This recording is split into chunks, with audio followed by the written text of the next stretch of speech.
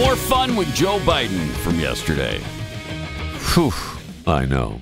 And one of the things that really frustrated me was his... Well, before we get to the most frustrating thing, because there are a number of them. Yes, there are. We'll start with cut 10 as he wants to preach the two-state solution again. Keep in mind, he's just been speaking with Benjamin Netanyahu. Correct. Who, under no uncertain theories or thoughts, he has no way ever supported the two-state solution.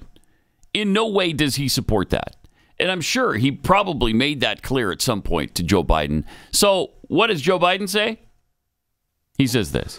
That's why, as hard as it is, we must keep pursuing peace.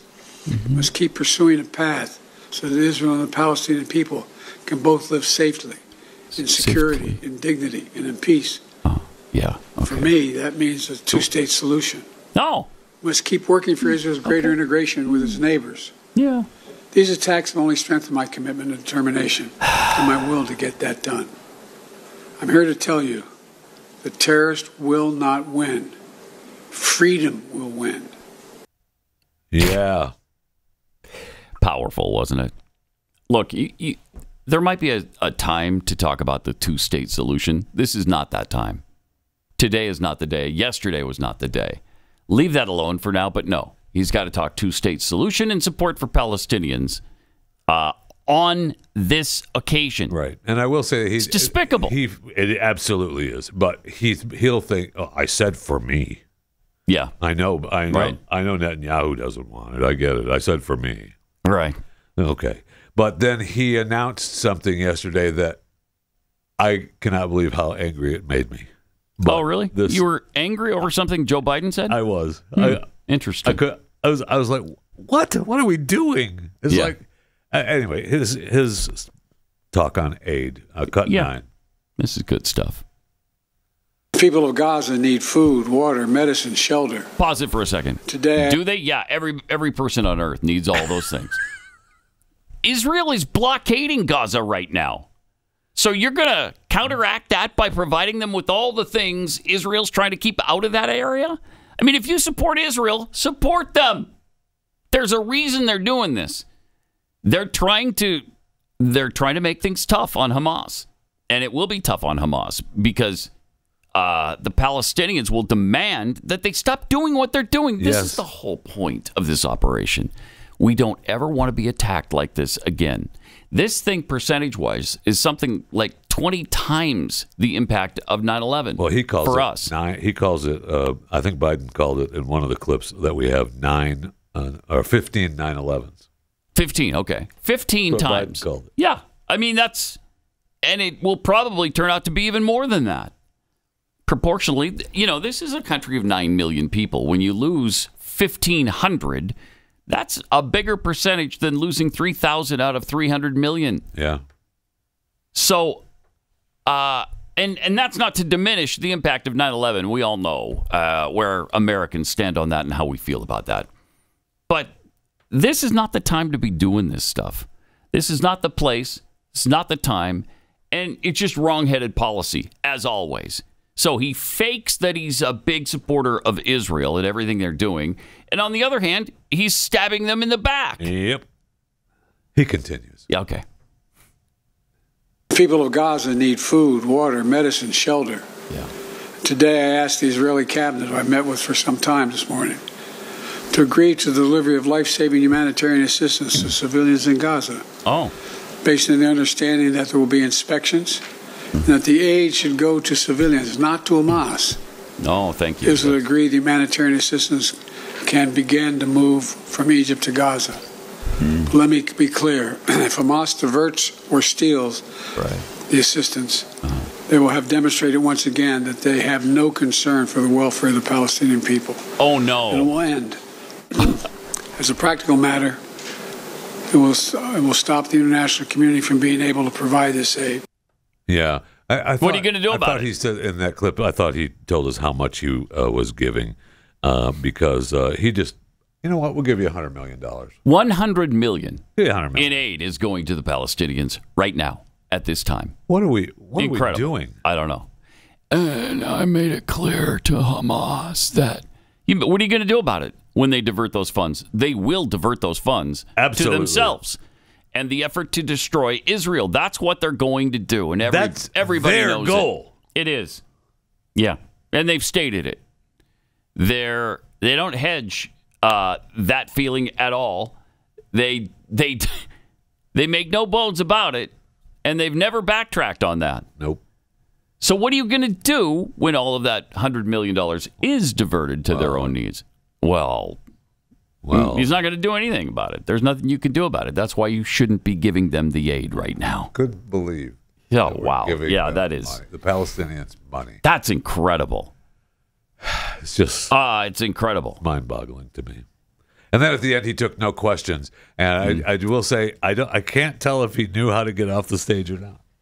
Okay. But it was a good look. Let's see. For our president. Is this what? No. Oh, this is another time. Okay, stop for just a second. This is another time prior to this speech where he does appear to be completely lost. Okay. Okay, so at the end of the speech, he just walks off and he looks dumb. Yeah.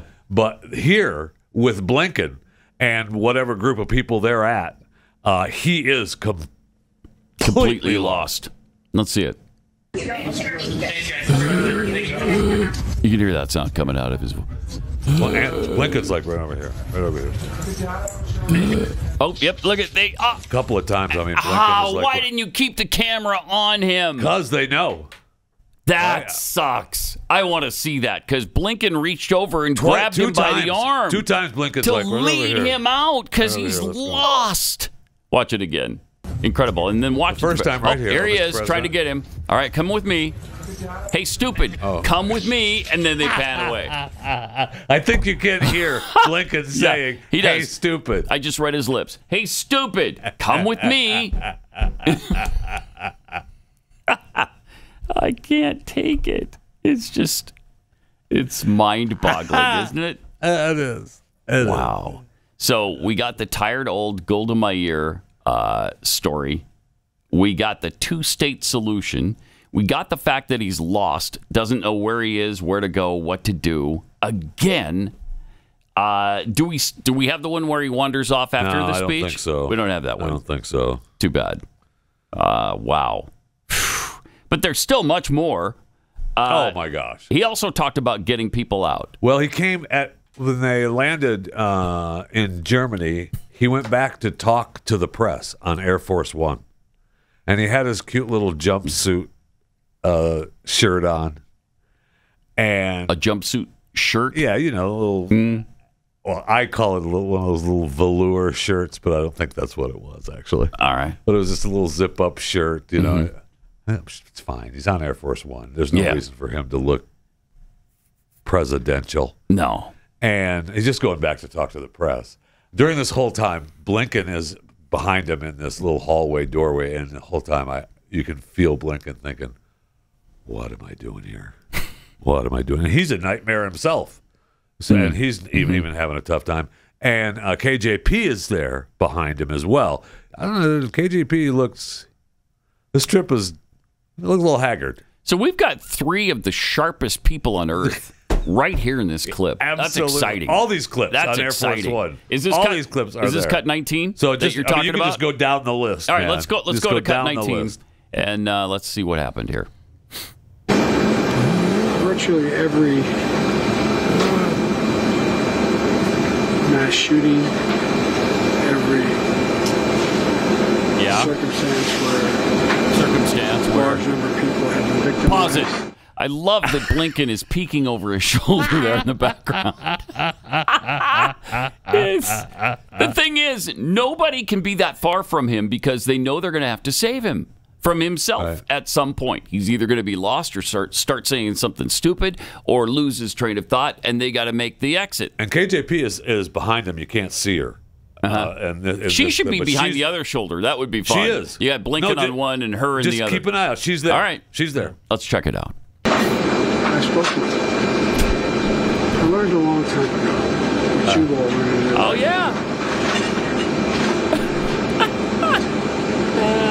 Oh, yeah. He's lost. Hello. someone's going through something that is beyond their comprehension, they've ever thought they'd have to go through. Man. If they see someone who they think understands, or maybe they took something not the same but similar, it gives them some sense of hope. And I always get criticized sometimes on my staff because when I go to these events, I stay for 3 to 4 hours and answer all their questions. But it matters. It matters a lot.